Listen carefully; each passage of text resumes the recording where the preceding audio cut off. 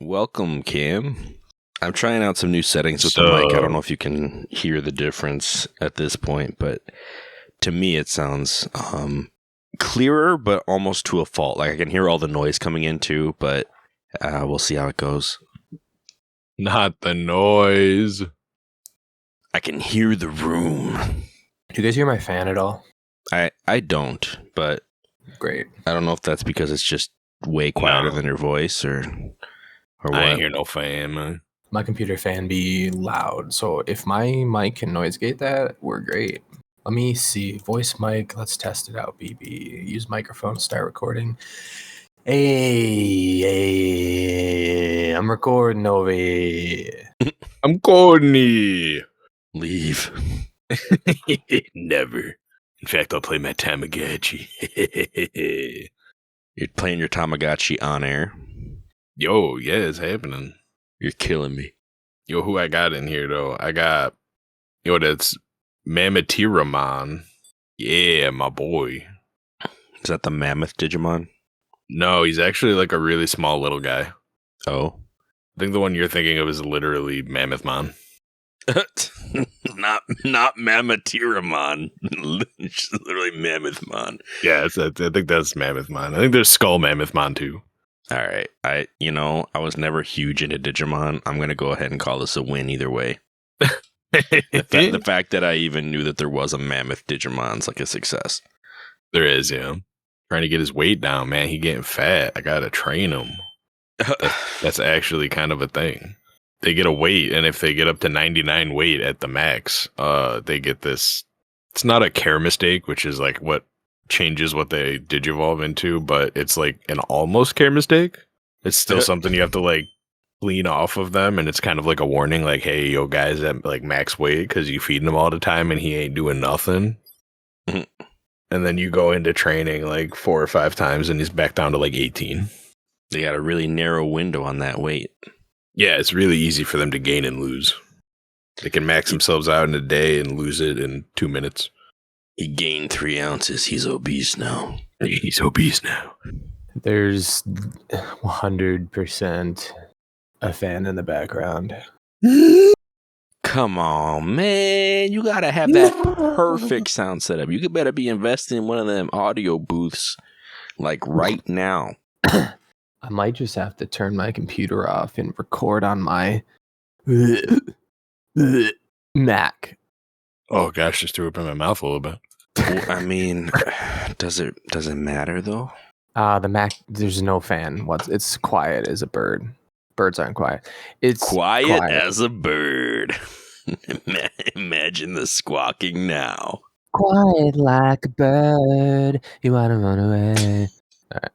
I don't know where the sun goes. Okay. What the fox say? What does the bird say?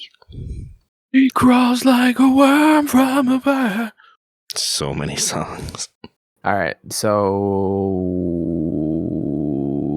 you guys 100% don't hear a fan on my end when I'm talking. Like, I'll just keep talking. I can even talk really low. You guys aren't hearing a fan picking up. My thing's been on green. He wears his heart safety pin to his backpack. There's no fan in your audio. Okay. I mean, the locally picked it up. I don't know if Craig will pick it up. Discord, like you said, has a heck of a noise gate. Discord cleans our audio for us sometimes, and a lot of times that works out. I don't think we've ever had a critical failure because of Discord audio. We are amateur podcasters, folks. Immature. We're almost 3 years in. We have not gone pro. Believe it or not.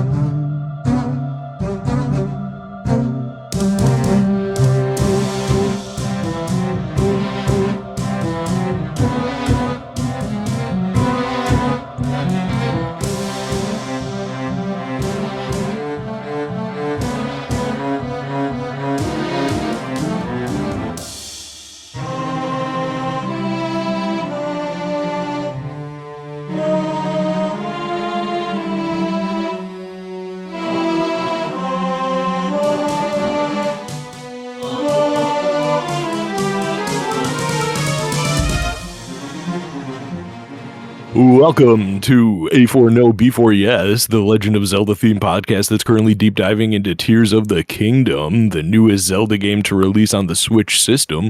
The last episode we talked about the Gerudo, and this episode we're going to find us some big fairies, and also stop by and talk to Koltin.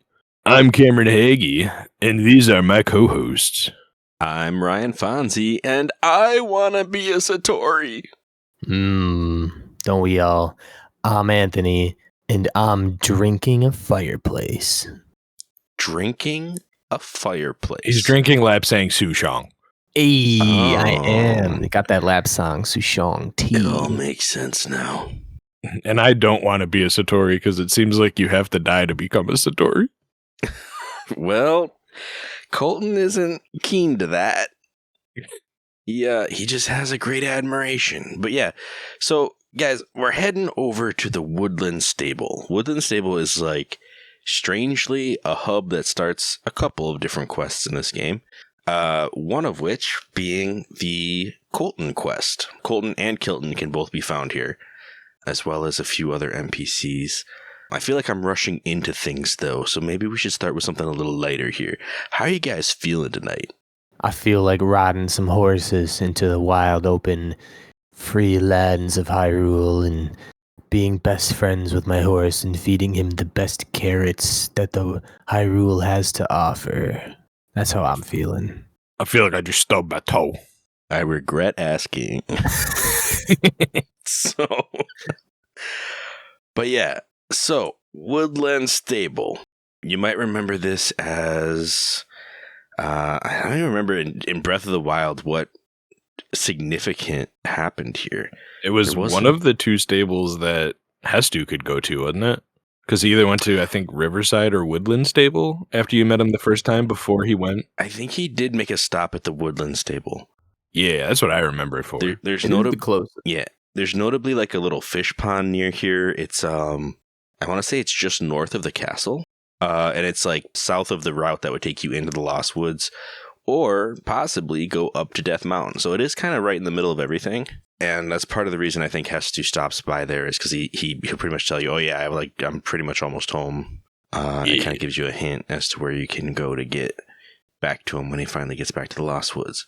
Just to the left of Pico Pond. So in this game, there's actually a new cave, the Pico Pond Cave. And if you're on your way over there, you'll run into a couple of blue monster enthusiasts.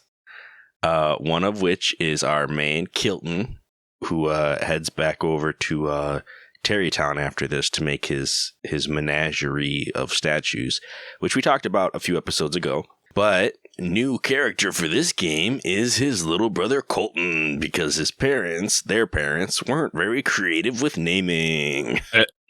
True. Koltin and Kilton have very different aspirations. When I first met them in this game, I thought we were going to have a rehash of Kilton, the monster vendor.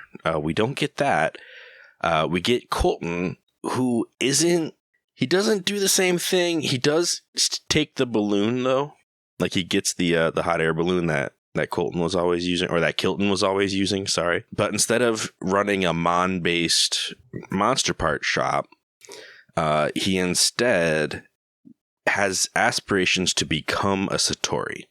He's always admired Satori as like the best of the monsters, which he's not really a monster, but he's like a legendary creature. And he himself wants to become one, and the only way that he has heard you can do that is by consuming bubble gems. Like as many as you can possibly find. Bubble gem from a bubble frog. Bubble gems from bubble frogs. So the first part of his mission here is to go into the Pico Pond Cave and, off the bubble frog in there, get that bubble gem and bring it back to him. And this launches the quest. I don't even know the name of the quest, but basically it's a quest to collect all of the bubble gems. The hunt for bubble gems, to collect them all for our friend Koltin, our new friend Koltin. The first thing that will kind of drive this quest is the reward of getting the Mystic outfit. This is like a Satori-based design outfit, which is actually really cool looking. It's just like glows blue and It's got like long Super Saiyan 3 hair coming off the back of it. And what it does is instead of taking damage, you lose rupees. So it's basically the magic armor from games like Twilight Princess or Wind Waker. So that's kind of cool. If you're rich like me, this is a very useful armor. Yeah. But then after you're done getting that whole outfit, because, he'll give you some free monster parts in the interim, so you have to, like, just keep bringing him bubble gems until you've gotten all 3 parts. He'll then say, I'm sensing that there are still 101 of these bubble gems out there in the wild. Well, depending on how many you've gotten when you cash them in. I had the perfect amount to get the last piece of the suit, and that's what was left over, was 101. And I was flabbergasted. I didn't know there were that many caves in the game. And this mission was a bear to take on. I did complete it. Because, he's talking about how he wants to eat as many bubble gems as once as he can. So I didn't even go back to him until I got all 101 of these bubble gems. Ooh. And if you guys don't mind, I will now spoil the ending of the hunt for the bubble gems. Because I don't think we've all done this. I think I'm the only poor person upon this podcast who has taken the time to explore every single cave in the game. Yeah, I'm pretty sure I do that. Still have like over 50 or 60 left, something like that. Yeah. So before I tell the ending, I guess I'll just throw this out there, a couple tips, or one tip in particular. We've talked about this before, but if you go to any pink, like sakura trees, right, like cherry blossom trees that are on the map, there's one for every region. One for every major region, I should say. There's a way where you can offer Satori himself a fruit of your choice, and he will light up all of these caves for you. And they'll light up all the caves in the region that you offered the fruit. They'll stay lit for some minutes. I've never timed it. I don't know how long it actually lasts. But during that time, you can fast travel around to get a better viewpoint of what you're trying to find. So if you want to go up to a sky island and then dive so that you can see where all the waypoints are, that's a viable method. If you just want to take a bike up into the air to get a better view, there's a lot of ways to try to find all of these caves. My last cave was actually Eventide Island Cave when I went in there to fight the pirates. I did not find the bubble frog, and I didn't realize that I never got the bubble frog until I was at the end of this quest. Like, where is this last frog? And I went into my map, and there was no check mark on that game. I was like, no. So you were probably looking everywhere on the mainland, like, why is there no check mark? Or why is there like no place without a check mark? And then it was on Eventide. It was on the very bottom right corner. I was of the on there map. for that stream. I remember you doing that for the last like 2 or 3. That's hard. Yeah, it's ridiculous. I mean, there are some of these caves that we haven't on the podcast even talked about the requirements to get into them, because there are some things you can't do without completing other quests first as well. So eventually we'll talk about those kinds of things. This episode, I'm just gonna kind of skip ahead, and I will say that when you finally do bring Koltin all of these bubble gems, he's so excited, ecstatic even, eats all of the bubble gems, and then ascends into a bloopy. It's actually a pretty funny cutscene, because he gives you like this farewell, and it's all dramatic, and he's like, oh, I'm finally going to achieve my dream, and instead of becoming the Satori that he's been trying to become, he becomes like a Satorette, basically, like a little, a little servant of Satori, which is fine. I mean, he at least got into the spirit realm that he was looking for. Mm-hmm. These creatures are related in some way, but he did not become a true Satori, which, I mean, hey, I'm sure he's happy as a bloopy. He does just kind of skitter off. He's going to be eaten by a frog. It's like 145 bubble gems, and like the man just became a bloopy. Like all that trouble. Yeah. So that he could be one of those creatures that you find in the woods randomly and shoot for money. Yeah. Cause inanimate pain with many arrows and many bomb arrows, all because Link is greedy. Bomb the bluebees. I mean, maybe that's, maybe that adds to the lore of the blue piece. Like maybe they are the mystics, right? Like you hit them and blue piece or rupees come out of them because they're not actually taking damage. They all have the mystic protection. That's true. And they're all rich. They do act like they get hurt when you hit them, though. They're probably just like, oh wow, an arrow went through me. Oh no. So yeah, that's the legend of Koltin. I don't even know if when you go back to Kilton, if he even cares to ask. Yeah, I was gonna say, like, how do you think Kilton feels about his brother just joining the spirit dimension nonchalantly? I mean, he's obsessed with monsters, so I'm sure he's like cool with it. But it's everything he ever wanted, man. I don't know. Brother, come be a part of my menagerie. Okay. Get a photo of a bloopy and put it up there on the statue. Yeah, that one's Koltin. I'm sure that. Definitely not any other bloopy. Yeah. So that's now that is out of the way, we're going to talk about some other spiritual creatures, but not Satori related. Some big ones. Yeah, some big ones. So the other thing that you can do at the Woodland Stable, it's actually a part of the Lucky Clover Gazette quest line. At least it starts out that way. So if you head on over to the stage, you'll find Pen, our pelican friend, who is watching a performance basically and talking to this character Mastro. Mastro is the maestro of the band, that formerly I believe known as the Stable Trotters, but they've broken up and he wants to reunite the Stable Trotters band. Problem being, it's just him and Violin. That's literally her name is Violin, and she plays the violin. Whoa! And the other three members have disbanded. So he's here. He wants to play a song to the Great Fairy, but on their way there originally, a blonde-haired woman, because everyone's looking for Zelda, scared the horse, and it got free. Their wagon got destroyed, and so they're kind of just stranded here at the stable. The wagon is named Breezer. I don't know why they named their wagon, but you'll be interacting quite a bit with Breezer, so I guess it's appropriate. It's a reoccurring character.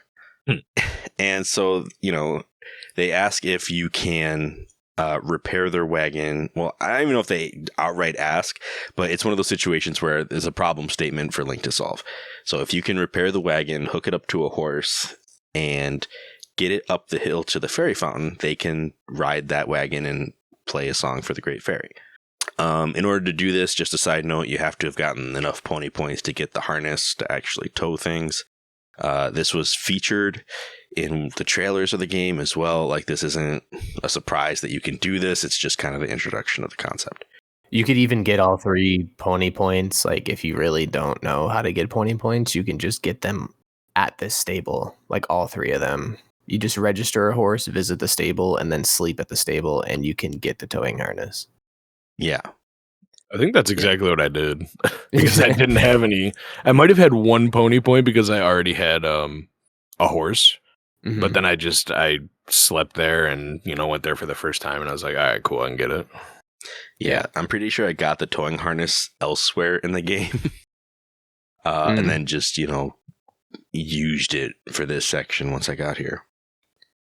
So you can restore the wagon because, in a twofold fashion, you're both trying to help them do their serenade, and you're trying to help Pen get the scoop on whether or not this blonde-haired woman was Zelda. So you take the Stable Trotters up the hill to the fairy fountain that's nearby, and Violin plays a tune while Mastro conducts, and the fairy, the Great Fairy Bud, same type of bud as you see in Breath of the Wild, opens up. Terra is the first one? Yeah. She was in Teen Titans. So Terra was the Great Fairy that was in the desert in Breath of the Wild, and then she's the one that's at the Woodland Stable in Tears of the Kingdom. So she just kind of switcherooed, moved. How did she move that whole fountain and flower and junk in 7 years across the whole map? Man, I don't know. That's crazy. It is pretty crazy. All right. Yeah. So we do this serenade to Tara.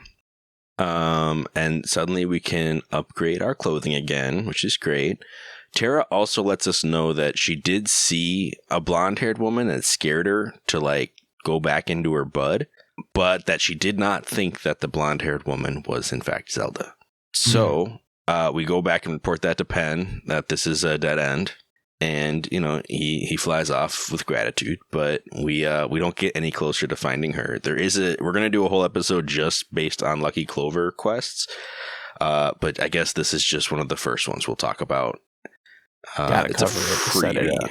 Yeah. And this sets us off on another set of quests, which all revolve around these stable trotters and their wagon breezer. All right. So before we move forward, because I know we're going to talk about the water one, but when we were first able to customize Breezer, did any of you guys make a death wagon? Because I 100% made a death wagon. Like, I'm talking like spikes everywhere, lasers. I did not make a breezer death wagon. No. It took forever because like the first time I actually made it, I put like I had like a spike thing on the front from like a nearby camp, and I had put that on the front of it, and then I had like flamethrowers in the front, but I had like put too much of the Zonai pieces on one side, and it tilted the wagon like just enough that it was kind of a little like airborne, and then they had to reset it. And I was like, really? You guys weren't even falling out. You guys were just tilted at like 60 degrees. So yeah, like you can't do anything. Like if they're tilted even, I feel like 40 degrees, like they'll complain and be like, what kind of ride is this? Are you trying to kill us? Yeah, I had some issues in the water one too. Yeah. But the water one isn't the next. I'm starting to wonder how I did this in order, because I think I actually did them out of order a little bit. I think the next one should be is it Kesa? It looks like Kesa is the next one. I just don't remember that being the next one that I did, but I guess I must have. You know what? I think what happened is I saved one of the other stable trotters before the troop was actually ready for him. So I think I did some of this out of order, but I think the next one you're supposed to get is Kesa. Yeah, I think I actually did the same thing as you, because I feel like I saved beats before I did this. Do you guys have a preferred order? Because Beats is the water one. But I did the trumpeter next, and then I did Beats, and then I did Piper at the end. The order is of no consequence to me. Yeah. Okay. Are you guys cool if we go to Eustace next? Yeah, stupid dog. Okay. Cool. I'm getting me mallet. Okay. So, all right. So, looking online, it looks like there is a suggested order for doing these, but I'm pretty certain I didn't do them in this order.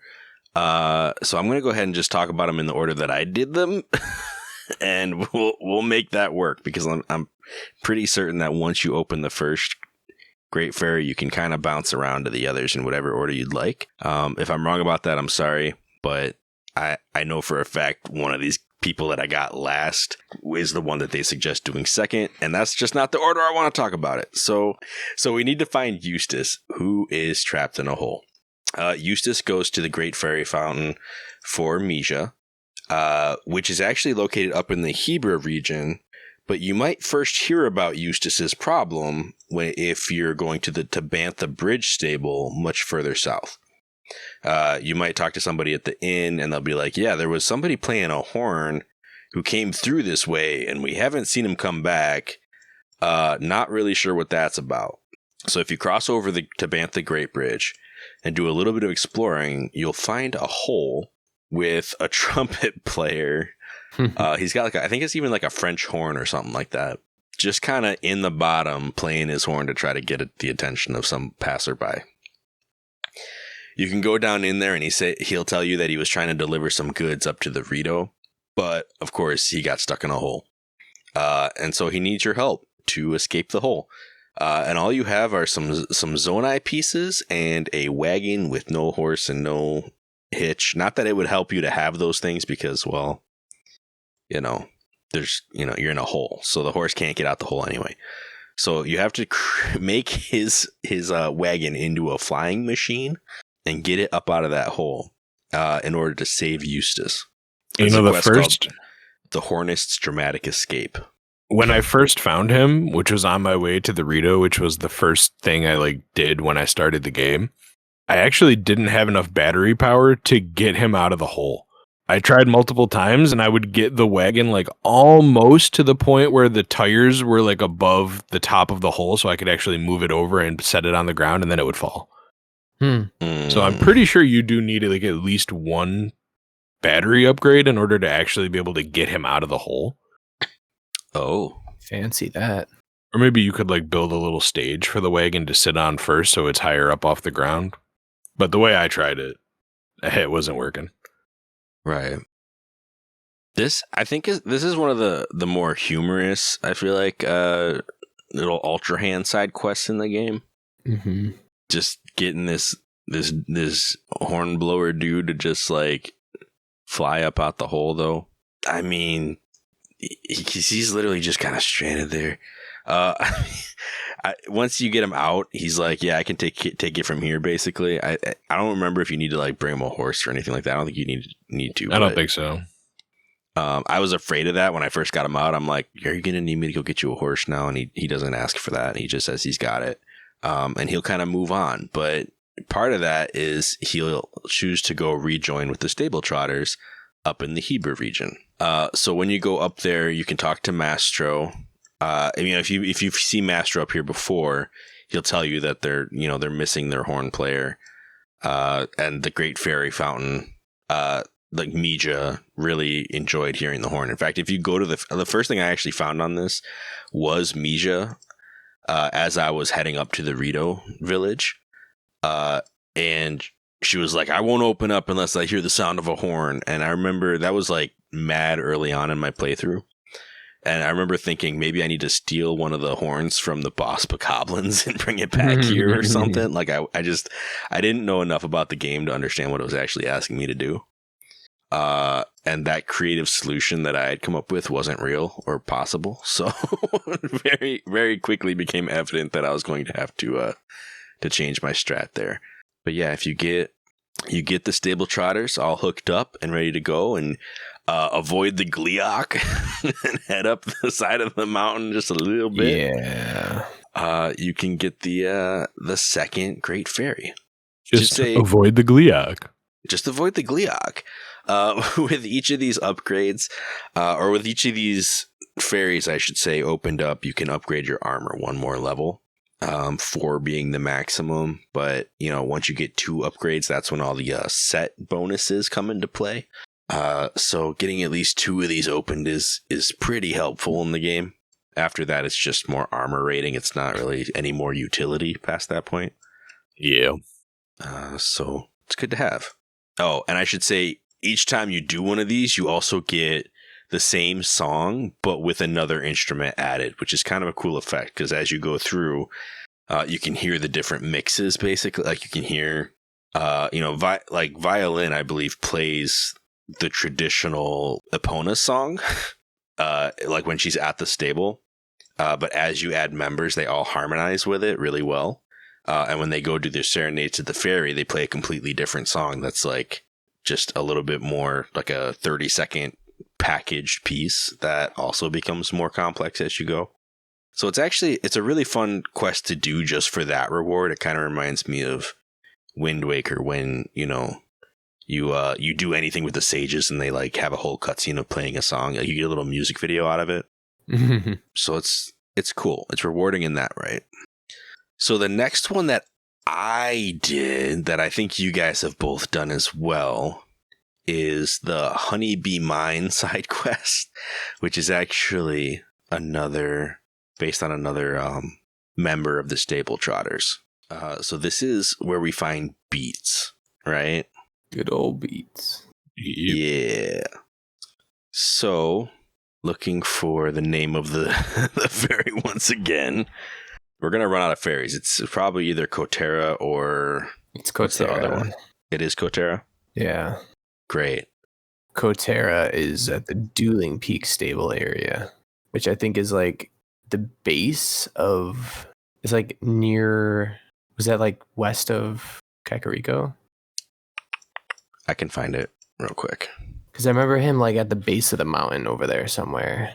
Isn't he like over where you ran into Hestu the first time in Breath of the Wild? He's like over on the... Oh, yeah. He's up Kakariko the area. path to... Yeah, you guys are right. right. Yep. Right where you would have gone to fight the Bokoblins and the other one that took Hestu's maracas is where he's chilling. Yeah, and it looks like the fountain is in right the there. forest. The fountain's where now?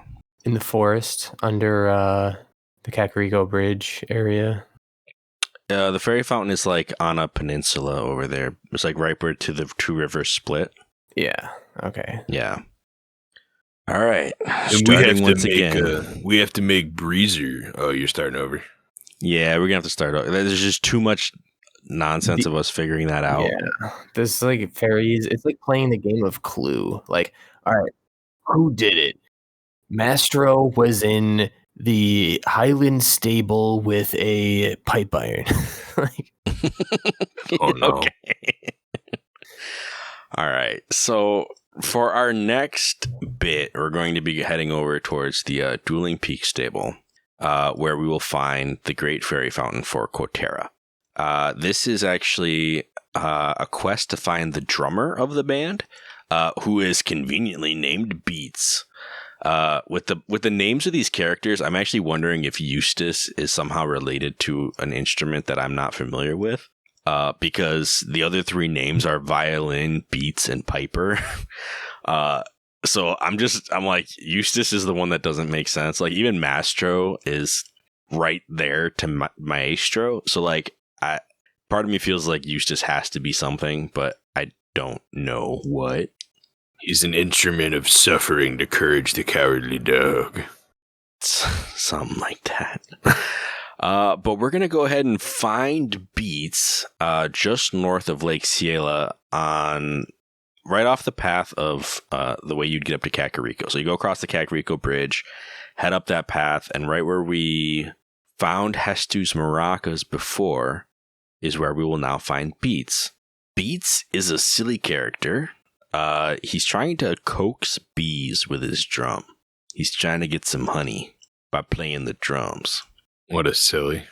It's just not how you get bees. Like, I don't know where he got that idea from. I mean, you might aggravate them if you were to hit the drum too close to a beehive. Oh, yeah. You know? But this dude's, I mean, he's going for it. He also looks kind of spaced out, quite honestly. Like he's got like the half closed eyes that make it seem like he's maybe not all there. Like not in this moment. Like he's just kind of spaced out trying to get these bees. Bro, I'm trying to get the bees out with my drum. But the way to help this guy out instead of saving him from a hole is to gather 3 courser bee honeycombs and bring them to him. Once he has those, he'll end up back at the stable. When he figures out that the troop's getting back together, he goes ahead and he joins them. So that's... See, we were calling him stupid, but my guy played the drums, summoned us, and what did we do? We got him honey. So at the end of the day, transitive property, he played the drums, he got honey. I'm just saying. But he was trying to summon bees. Instead, he summoned the hero of Linker. The Hyrule. The hero, the entire region. Before we get too far ahead away from Eustace, I think I found what his name is based off of. Okay. So there's a brass instrument that was invented in the mid 1800s called a euphonium. And I think the only name that they could think of somewhat resembling euphonium was Eustace. It's a brass instrument, though. It's literally like a French horn tuba, like a mixed. There you go, because that's kind of what he has. Yeah. I would have never made that connection on my own. No, me neither. I never even knew this instrument existed until today. So fun fact for everyone. The second you said it, I'm like, I've heard Euphonia before. Like, I've heard that word, but I'd not. You guys don't have your weekly euphonium listenings? That's crazy. Man, I'm about to go on Spotify. Who's your favorite Euphonia artist, Cam? Name 3. It's got to be Dr. Coolphonium and, his 2 brothers. Here, I got this. All right. The top whole scene. euphonium, the most famous euphonium players: David Childs, Stephen Mead, Demondre Thurman, DeThurman III. I'm done. All right. Okay. Moving on to the Stable Trotters. Cool. So this one is, I want to say, the one I had the most fun with.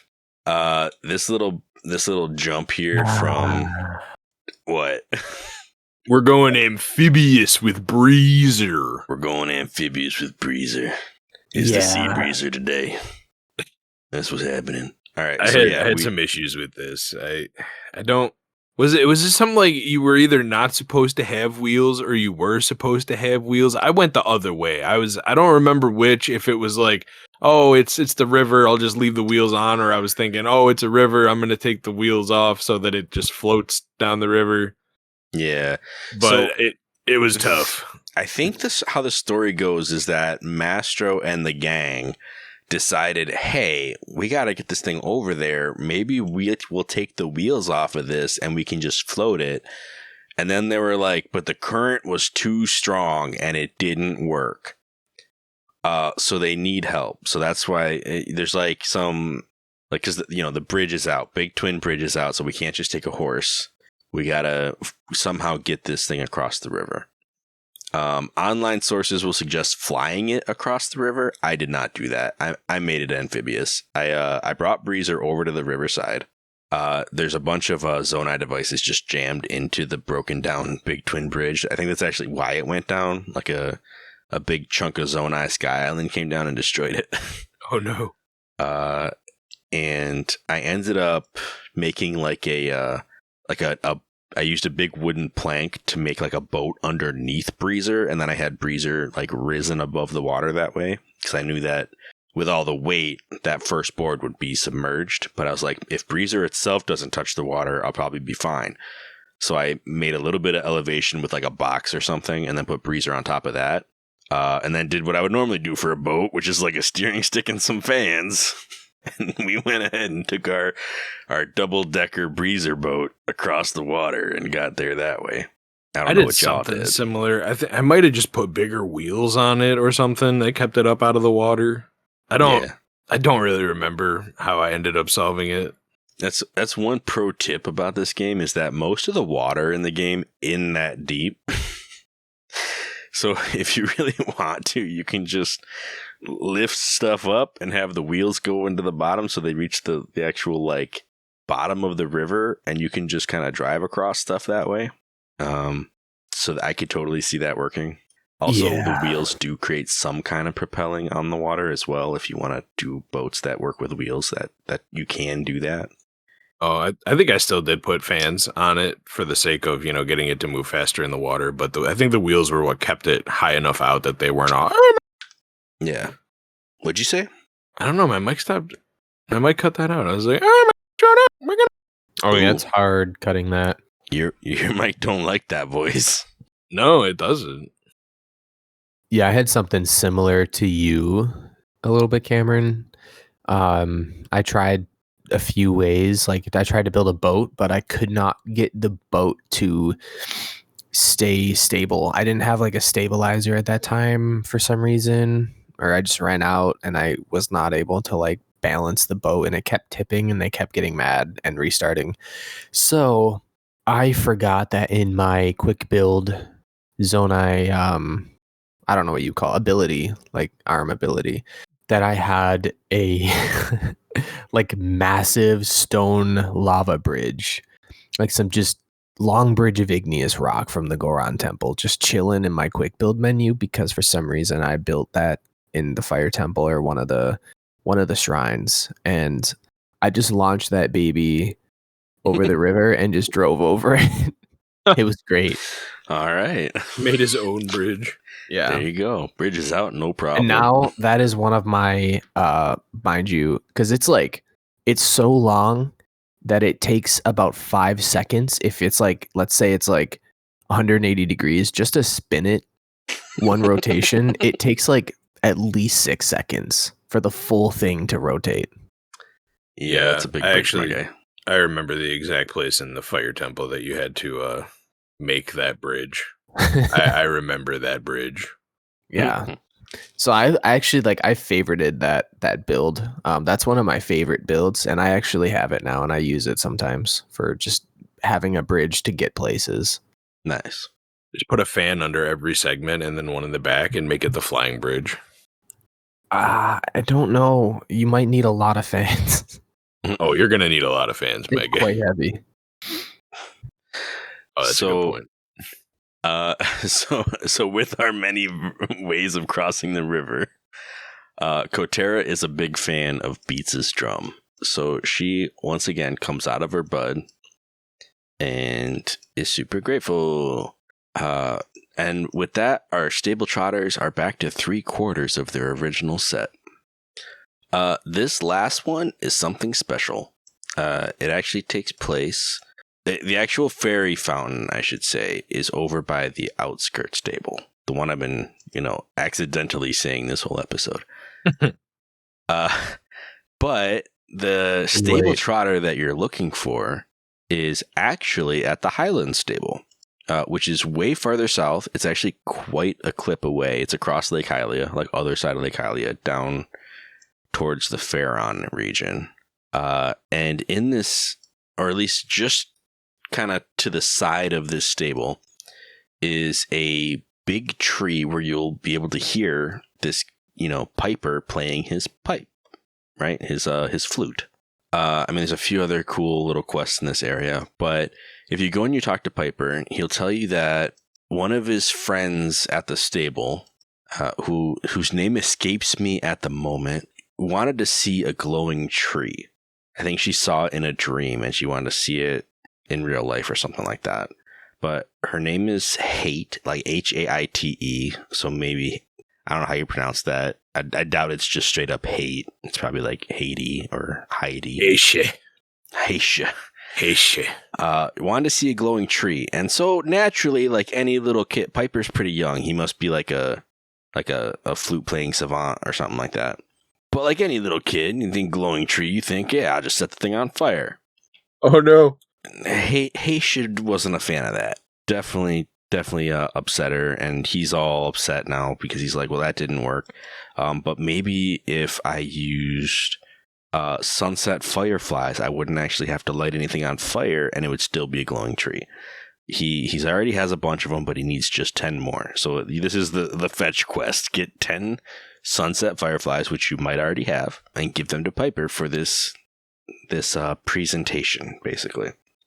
It's funny that Piper is one of the only one. I mean, I know that Beats was playing his drum when you found him, and the horn player was trying to get somebody's attention with his horn. Piper is the only one that has like an actual solo performance that he does as part of his quest. Because when you get him these fireflies, he asks you to bring Heidi, Heidi. I'm just gonna call her Heidi. To the tree at night, because that's when the fireflies will be most visible. So you come and you get this little cutscene of Piper playing up in the trees. Like he's still up, like he goes up onto the tree branch, he's playing his flute, and all of these fireflies start coming out around him as he's playing.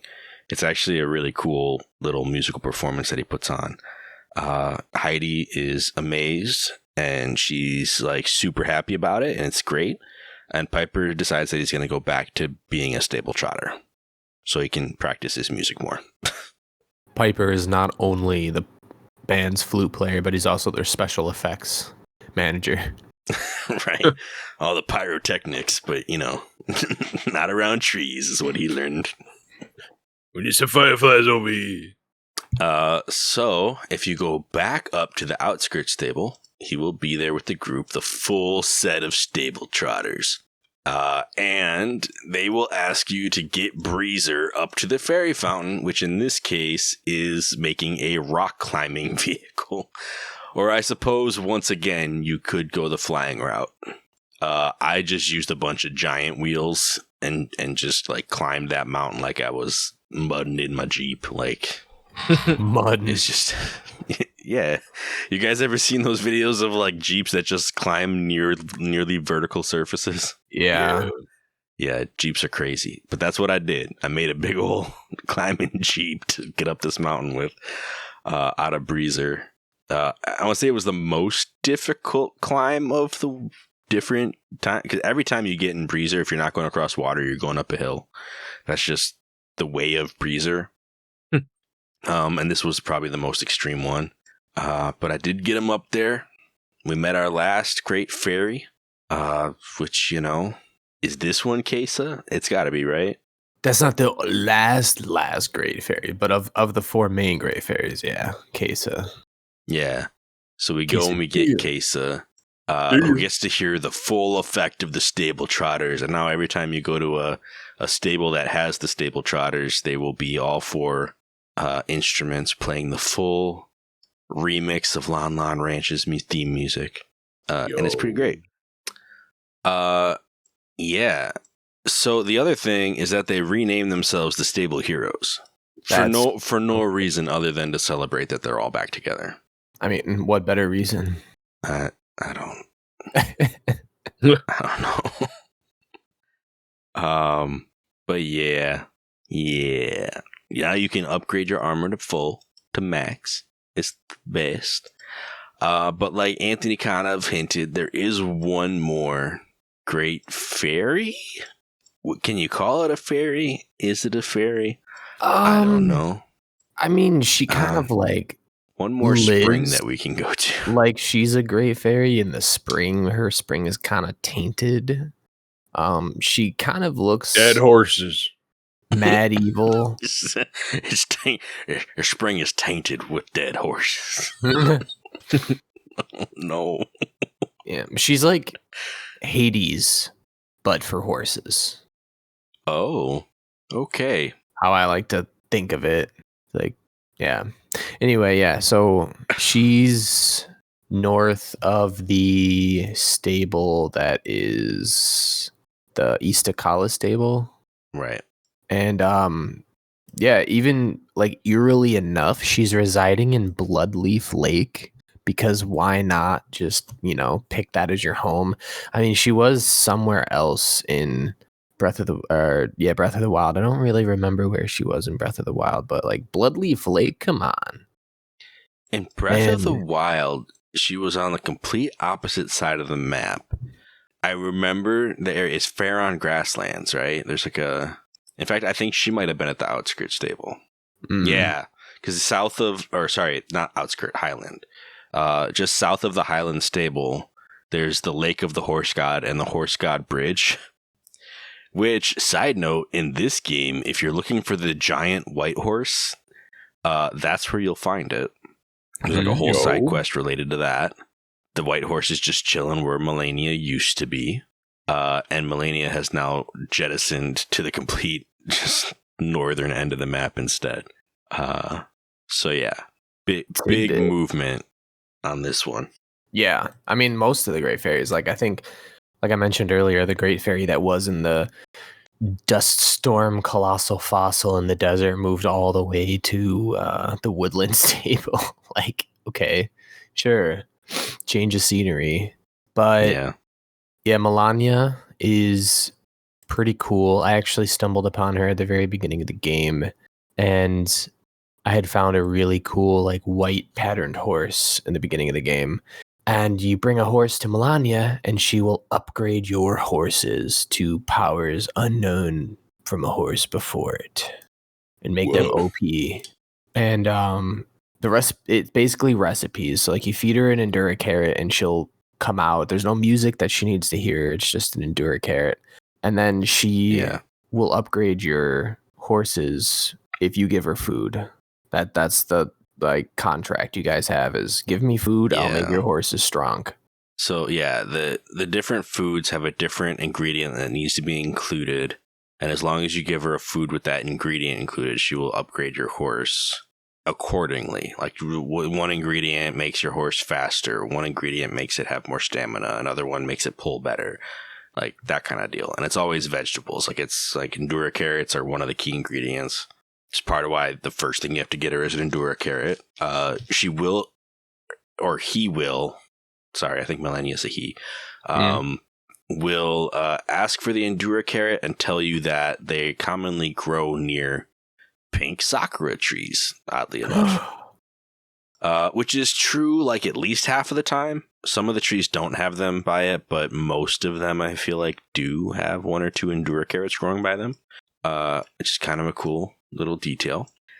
I have not done any horse upgrading in this game. So I opened the bud, had the conversation. She was like, oh yeah, if you bring me some of these foods, like I can make your horse better. And I was like, no thanks. And just left it at that.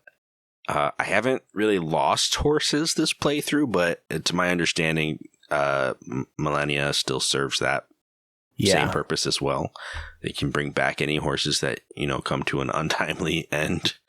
We don't need none of your carrots. We don't need any of your performance enhancing magic. I got a Zonai Excite bike. I don't really need a horse for most things that I do, aside from the stable Trotters quest, oddly enough. Like, that's basically the main use of horses in this game.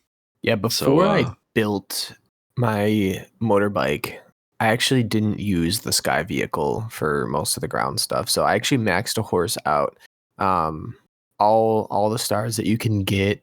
And I do remember that, like, when you are going super fast and you have full strength, you can actually, I guess, like, I read somewhere that, like, the strength is related to HP of the horse.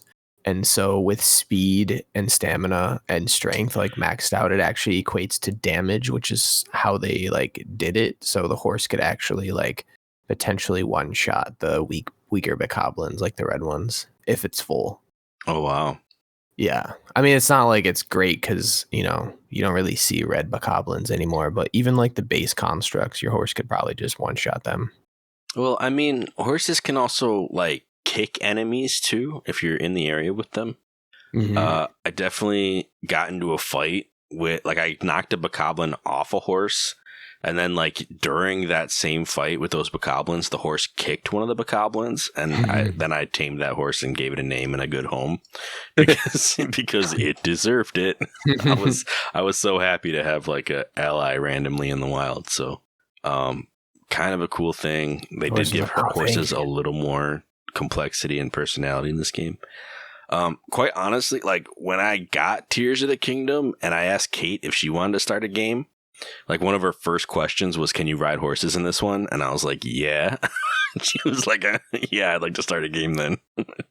she just wanted to play to ride the horses. So, I mean, hey, to each their own. This one has horses in it. It do. And there's more customization options too for the horses if you visit every stable. So there is, like, a point to talking to the stable hands and paying patronage to the stables. Yeah. I didn't realize how horse-based this episode was actually going to be with what we had. But, now that I think about it, it makes sense that all these missions that start at a stable would all just be about the stables. What stays at the stable? Wow, I said that so backwards. I am not continuing. What stays at the stables happens at the stables. Yeah, it does. That's going to be the episode title, just so you know. I'm for it. Okay. Oh, goodness. All right. So that's everything I had planned to talk about. I don't know if y'all have any other horse stories that, you want to share. I mean, maybe we can do that and then close it out. On Spotify, the Koji Kondo stable remix on Spotify is phenomenal. Definitely worth a listen. If you're looking for some relaxing vibes, it's got it. That's all I got to say. This is Tears of the Kingdom. I ain't riding horses. They can stay on the ground. Yeah, where's my Zonai battle bike? Like, can I attach a laser to the front of my horse? I don't think so. So, Well, Anthony built a death cart. I mean, you could probably like ultra hand and create like save that as a favorite, and then just have a horse-driven death cart to take into battle. You could. The Chariots of Fire. I mean, I wonder if you can hook that what's it called? The oh gosh, the Breezer? Not the the breezer, but with the tow line, right? The towing. I wonder I wonder if you can just hook that up to a Zonai cart and just have it, Roomba its way into battle. Yeah, I would probably do something like that, because if you're going to take a horse-drawn anything into battle, I would think that the weakest link there would be the horse. As soon as something happens and spooks it, or it somehow gets untangled from where it's at and runs away, your whole machine is just useless. I wouldn't rely on a horse. Yeah. From what I hear, they can get enough strength to one-shot up a goblin, so... Whoa. You can run through them all. All right, guys. Well, that is our story. That's our story about horses and the stable trotters and the stables. But with that, we'll go ahead and close out this episode. Thank you all for listening. This has been A for No, B for Yes. If you want to reach out to us, you can on our website or at afornobforyes@gmail.com. But y'all have a good night, and we will catch you on the next one. I don't want to hear any naysayers. My name's Beats, and I'm saying goodbye.